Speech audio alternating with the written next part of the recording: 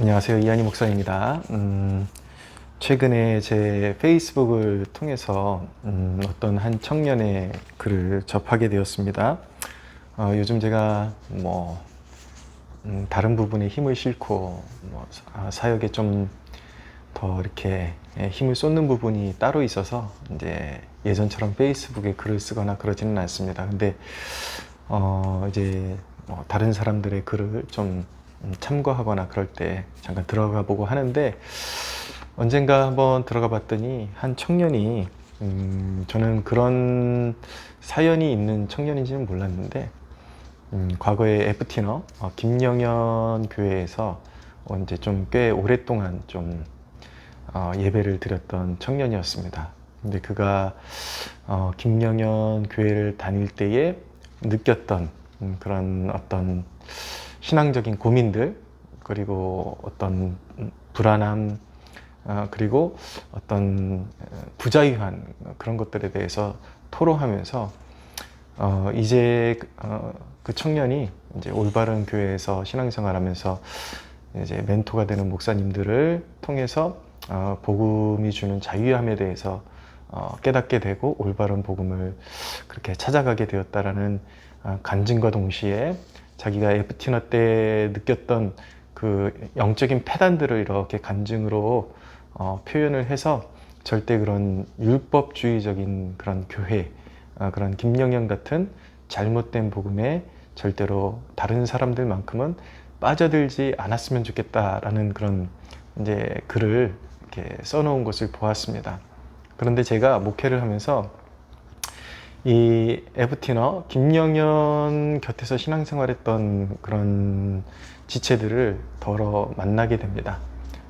지금 저와 함께 신앙생활하는 지체들도 있고, 또 이렇게 거쳐가거나 간접적으로 그렇게 마주쳤던 지체들이 있는데, 근데 공통점이 있습니다. 어떤 증상들이 똑같다라는 거예요. 호소하는 증상들이.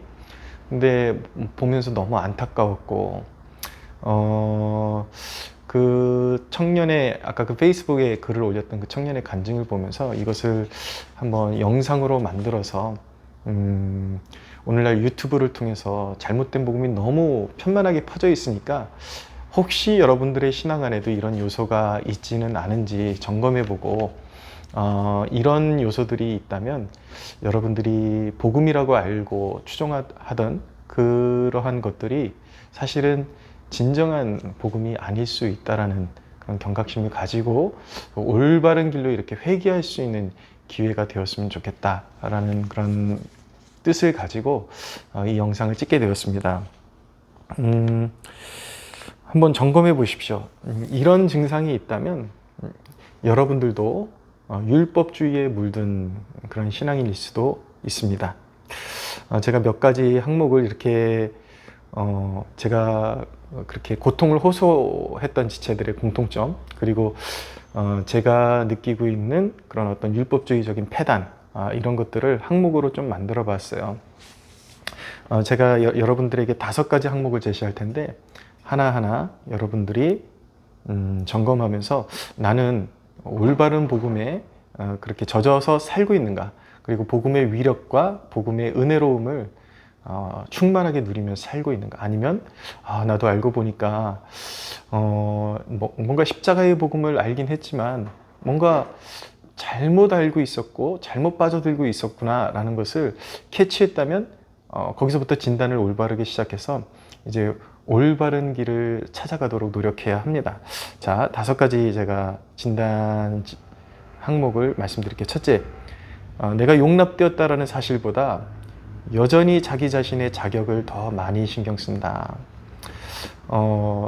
내가 자격이 없는데 조건 없는 은혜로, 하나님의 값없이 주시는 은혜로 하나님 앞에 용납되었다라는 그 사실에 내 신앙에 어떤 근간을 두고 그 복음이 주는 영적인 자유함을 누리기보다 여전히 자기 자신의 자격을 더 많이 신경 쓰면서 나의 조건, 나의 자격을 비추어 볼 때 어쩔 때는 그 복음이 주는 어떤 기쁨이 있기도 하지만 어떨 때는 심하게 어떤 자괴감에 빠져드는, 그리고 무언가 하나님 앞에 자신이 없어지고 자꾸 뒤로 물러서고 싶은 그러한 현상이 있다면 여러분들의 신앙도 복음의 그런 어떤 굳건한 기초 위에 서 있다기보다도 하나님이 먼저 시작하신 그 복음의 그런 어떤 위력, 그 하나님의 신실성, 그런 복음의 기초 위에 서 있다기보다도 자기 자신의, 그러니까 인간의 의지로 믿고 의지로 어떤 구원을 유지해 나간다라는 그런 잘못된 그런 신앙의 기초 위에 서 있을 수도 있는 것입니다. 제가 요즘 새벽에 호세아서를 나누고 있는데 마침 호세아서를 묵상하다 보니까 이런 말씀이 있더라고요. 들어보세요. 호세아서 3장입니다. 1절 여호와께서 내게 이르시되 이스라엘 자손이 다른 신을 섬기고 건포도 과자를 즐길지라도 여호와가 그들을 사랑하시나니 너는 또 가서 타인의 사랑을 받아 음녀가 된 그 여자를 사랑하라. 여호와가 그를 사랑하신다. 우상 숭배에 젖어 있는 북이스라엘을 이스라엘 백성들을 하나님께서 여전히 사랑하신다. 그러니까 그들을 하나님께서 이제 은혜로 돌이키실 것을 말씀하고 있습니다.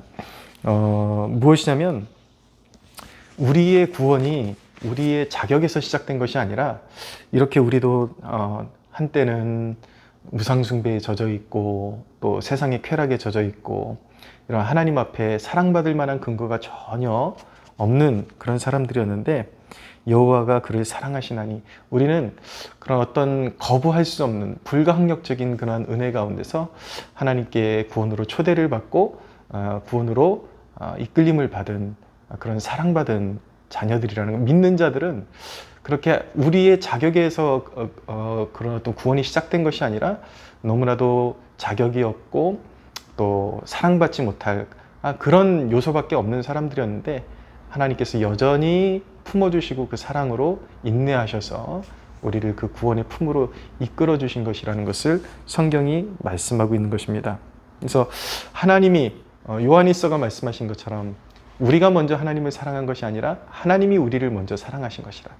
이것에 기초를 두지 않으면 늘 자기 자신에게 어떤 포커스를 맞출 수밖에 없고 자기 뻔하잖아요. 자기 자신이 무슨 자격이 있겠어요.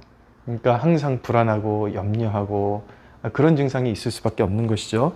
두 번째, 자기 자신이 자주 쓰러진다라는 사실을 목격하면서도 십자가의 은혜를 붙잡기보다 하다 안 되니까 오히려 자기 행위를 정당화시키거나 역으로 자괴감에 빠져든다. 이런 율법주의적 신앙에 빠져들어간 사람들의 그런 특징이 무엇이냐면 노력하죠. 주님의 기쁨이 되기 위해서 노력합니다. 그런데 생각보다 자기가 자주 쓰러진다라는 사실을 목격하게 되죠. 그러면 빨리 십자가의 은혜로 돌아서야 되는데 이 십자가의 은혜를 붙잡기보다 이제 계속 자기 힘으로 뭔가 정결해지고 막 거룩해지려고 그렇게 인간적인 힘으로 안간힘을 쓰다 보니까 성령을 의지하기보다 자기 힘으로 그런 것들을 이루려고 자꾸 애쓰다 보니까 안 되는 거를 이제 느끼게 되는 거예요. 안 되는 걸 느끼면은 빨리 그 복음의 본질로 돌아서야 되는데 복음의 본질을 모르니까 어디까지 가냐면 자기 행위를 정당화시키는 데까지 갑니다. 사실은 자기가 숱하게 거짓말하고 입만 열면 정직하지 못하고 거짓말하고 이런 습관이 있는데 이제는 그게 죄인지도 모르는 거예요. 그냥 나는 그런 사람이 아니야 그러고 딱 어떤 양심의 문을 닫아버리는 거죠. 습관적으로 죄를 저지르면서도 자기의 양심의 문을 닫아버리고 나는 온전한 사람이야. 나는 여전히 하나님 사랑하고 나는 그 거짓말 같은 건 몰라. 나는 뭐 그런 건 몰라. 나는 죄 같은 건 몰라. 나는 그 온전함으로 나는 채워지기를 바라고 나는 그런 상태로 가고 있어. 그렇게 자기 자신이 어떤 양심에 화인 맞은 것처럼 그렇게 감각이 무뎌지면서 안 되는데 안 되는 자신을 미화시키는 그런 지경에 이르게 되는 겁니다. 양심이 망각되는 거죠. 이런 사례가 있고 또 하나는 완전히 극으로 자괴감에 빠져버리는 것입니다. 역시 난 안 돼. 난 안 돼. 그래서 나는 알고 보니까 나는 구원받은 자녀가 아닌가 봐. 그런 이제 자괴감에 빠져버리게 되는 것이죠. 세 번째, 뭔가 충만하다고 느낄 때와 아닐 때 감정의 기복이 너무너무 심하다. 뭔가 자기가 뜨거운 기도회를 통해서 뭔가 달아오르는 느낌을 받으면 그날은 뭔가 충만함이 유지되는 것 같아요. 그러나 자기가 뭔가 충만하지 않다라고 느끼게 되면 감정의 기복이 확 이제 다운이 되는 것입니다. 이게 믿음에 의한 하나님의 약속의 말씀에 어떤 근간을 둔 신앙이 아니라 자기 자신의 어떤 컨디션에 자격을 두고 있는 그런 신앙의 모습이기 때문에 어떤 신앙의 어떤 자기가 그런 어떤 감정적으로 자기가 원하는 만큼의 어떤 충족이 이루어지지 않으면 갑자기 신앙이 그 어떤 영적인 활력이 확 떨어져 버리는 것이죠. 그러나 건강한 신앙, 온전한 복음에 기반을 둔 신앙은 어떤 기준치가 있습니다. 이렇게 플랫하죠. 안정감, 이게 이제 안정감을 누리는 어떤 평강의 어떤 기준치라면 물론 감정의 기복이 있긴 있어요. 근데 그 플랫하면서 크게 벗어나지를 않습니다. 그냥 그 선 안에서 이렇게 물결 치듯이, 그러나 대체적으로 그 평온을 유지하고, 왜냐하면 그 신앙의 바탕이 인간의 감정이나 단순히 어떤 그 느낌에 의존하는 것이 아니라 하나님의 약속의 말씀을 붙잡고 있고 믿음에 의존하고 있기 때문에 그렇게 안정적인 그런 포지션을 취할 수 있는 것이죠. 그러나 율법주의적인 그런 가치관, 신앙을 가진 사람들은 너무나도 천국과 지옥을 하루에도 몇 번씩 왔다 갔다 하는 증상이 있는 것입니다. 네 번째로, 해결되지 않는 연약함을 안고 구원에서 탈락할 수 있다는 두려움 속에 지냅니다. 인간이 그럴 수밖에 없거든요. 우리가 이 육신을 가지고 살아가는 한 이렇게 죄가 솟구쳐 오르는 어떤 그런 기관에서 끊임없이 욕망이 이렇게 계속 분출되는 것을 느끼게 됩니다. 근데 이제 그것을 억누르면 억누를수록 때로는 그것이 더 강하게 막 솟구쳐 오르는 그런 느낌을 받기도 하고, 해결이 안 되는 그런 이제 난제들이 있기 마련이거든요. 감정적이든 어떤 행실에 있어서든 잘 이렇게 어떤 성품적인 문제이든 잘 고쳐지지 않는 그런 부분들이 있어요. 평생의 싸움인데 사실은 그런 것들이 온전한 믿음에 서서 평생의 싸움으로 가져가는 것이고, 한 사람이 이만큼 변하는데 아주 오랜 시간이 걸리고 많은 연단과 그리고 시련을 통과해야 그런 것들이 조금씩 다듬어지고 조금씩 좋아지는 건데, 이것은 온전히 자기한테 이렇게 어떤 방점을 두다 보니까 그 해결되지 않는 문제를 가지고 내가 배운 것은 이런 게 아닌데, 우리가 성결함의 어떤 완전에 다다를 수 있는 것처럼 그렇게 배웠는데 실상은 그렇지 않단 말이에요. 그러니까 그런 연약한 자신을 바라볼 때 나는 구원에 이르지 못하는 인간이구나, 나는 구원에서 탈락할 수 있는 인간이구나. 그래서 어느 지점에 탁 이제 이르면 내가 이제 나는 버림받았을 수도 있겠다, 아니면 버림받을지도 모르겠다, 이런 두려움 속에 이제 갇혀서 살아가게 되는 것입니다. 그러니까 사실 1년 연중에 구원의 어떤 감격이라는 것을 누릴 수 있는 그 일수가 며칠 되지 않는 거죠. 항상 어떤 두려움이나 강박증, 그런 것들에 이제 붙잡혀 살게 되는 것입니다. 다섯 번째로, 상대방의 어떤 사소한 문화적인 습관이나 어떤 상대방이 보이는 연약함을 자신의 잣대로 끊임없이 판단하고 정죄합니다. 이게 굉장히 가장 악질적인, 좋지 않은 케이스인데, 자기 자신은 일단 그 율법의 요구를 이루지를 못해요. 안 되죠.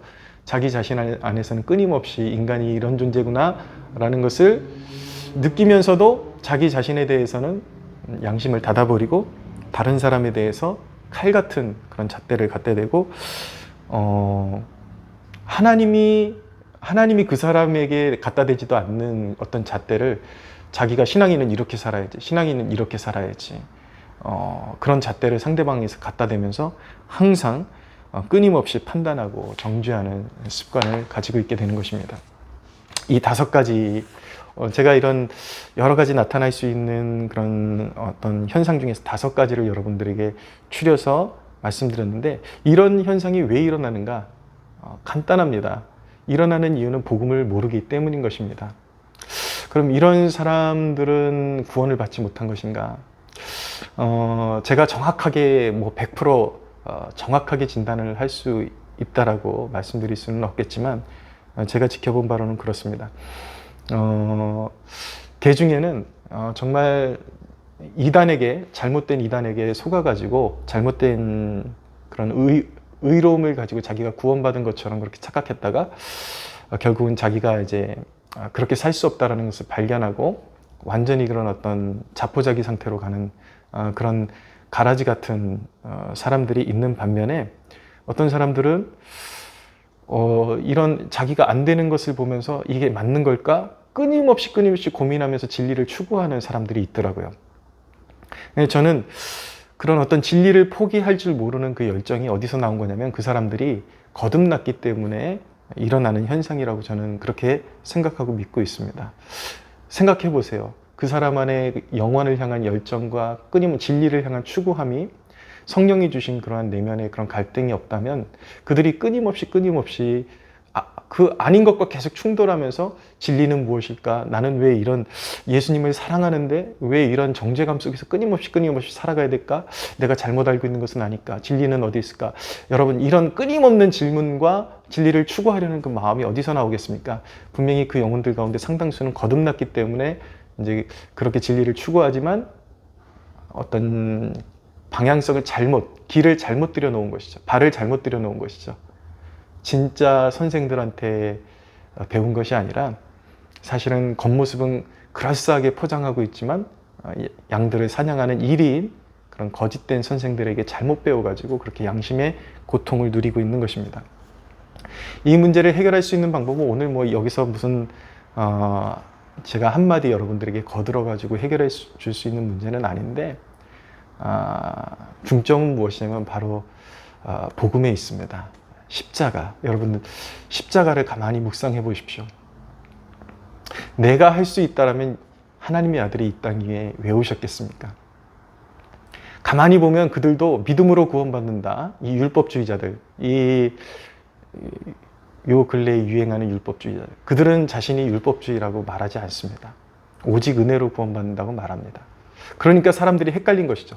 오직 은혜, 오직 믿음으로 구원을 주창하는 그런 존재인 줄 알고 갔는데 메시지를 계속 듣다 보니까 뭔가가 계속 정죄감, 불안함, 두려움 이걸 멈출 수 없는 거예요. 그쳐지질 않는 것이죠. 왜 그런 걸까요? 현 시대에 나타난 이단들은 자신들은 율법주의라고 말하지 않습니다. 오직 은혜, 뭐 종교개혁자들 이야기도 꺼내고 김영현이 뻑하면 그러죠. 김영현, 박성업 부류, 요즘 그런 부류들이 소위 인터넷상의 어떤 유튜브상의 대세라고 말씀드릴 수 있을 정도로 난립을 하고 있잖아요. 그런 사람들한테 이제 이런 복음을 배우게 되면 소위 그들이 말하는 복음, 다른 복음이지만 그 복음을 계속 흡수하다 보면은 오직 믿음이라고 하지만 그들의 중심이 인간의 행위에 있고 잘못된 어떤 율법적인 가치관에 있기 때문에 자연스럽게 속고 있는 것입니다. 그러니까 복음이 아닌 것이 계속 내면으로 들어오고 뼈로 스며들고 혈관으로 스며들고 있으니까 근데 그게 그대로 사라지질 않아요. 그러니까 두려움과 패배감, 절망 이런 것들에 사로잡혀 살아갈 수밖에 없는 것이죠. 이유는 간단합니다. 포커스가 하나님께 있느냐, 그 십자가의 은혜를 정말 알고 있느냐. 그들의 특징은 십자가를 말하지만 십자가가 전부라고 말해요. 십자가가 전부다, 최고다. 십자가 외에는 없다고 말하지만 사실 그들이 말하는 십자가는 굉장히 희석된 십자가이고 십자가가 죄인을 구원하는 그 완전한 분량을 한 20%만 풀어놓고 나머지 80%는 인간의 그런 행위에 맞추고 자격에 포커스를 맞추고 있기 때문에 잘못된 복음인 것이죠. 왜 이런 현상이 벌어질까? 십자가를 잘 묵상해 보십시오. 여러분들에게 자격이 있다면, 여러분들이 할 수 있다면 왜 하나님의 본체가 자기를 비우고 이 땅에 오셔서 죄인의 모습으로, 죄는 없으시지만 죄인처럼 그분이 십자가에 달려서 우리를 대신하여 피를 쏟으셔야 하는가? 그분이 십자가에서 흘리신 그 피의 가치는 어느 정도인가? 그분이 나를 위해서 요만큼 감당하시고 나머지 80%를 우리에게 채우라고 말씀하셨다면 그것은 솔직히 말이 은혜지 그건 다시 율법주의로 회귀하는 것입니다. 말 그대로 율법주의인 것이죠. 구원을 받는 데 있어서 인간의 공로가 요만큼이라도 개입이 된다면 인간은 그 요만큼을 채울 수 있느냐? 채울 수 없습니다. 이 요만큼 자기가 채우려는 그 몸부림 때문에 고통받고 양심이 가책을 받고 죄책감에 시달리고 고통에 시달리고 두려움과 절망에 시달리게 되는 것이죠.